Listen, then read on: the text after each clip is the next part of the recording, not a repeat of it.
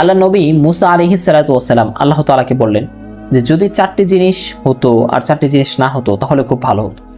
তো আল্লাহ তাআলা বললেন যে কোন 4টি জিনিস হলে ভালো হতো আর কোনটি না হলে ভালো হতো। তো মুসা আলাইহিস সালাতু ওয়াস সালাম বললেন যে যদি জন্ম হতো আর মৃত্যু না হতো তাহলে ভালো হতো, যদি জান্নাত থাকতো আর জাহান্নাম না থাকতো তাহলে ভালো হতো, যদি ধনী থাকতো গরিব না থাকতো তাহলে ভালো হতো, যদি সুস্থতা থাকতো অসুস্থতা না থাকতো তাহলে ভালো হতো।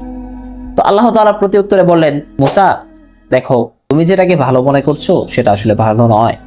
কারণ যদি জন্ম হতো মৃত্যু না থাকতো তাহলে বান্দারা কখনোই আমার সাক্ষাৎ পেত না, জান্নাত থাকতো জাহান্নাম না থাকতো তাহলে বান্দারা কখনোই আমার আযাবকে ভয় করত না, যদি ধনী থাকতো গরিব না থাকতো তাহলে বান্দারা আমার শুকরিয়া আদায় করতো না, আর যদি সুস্থতাই থাকতো অসুস্থতা না থাকতো তাহলে বান্দারা আমাকে স্মরণই করতো না।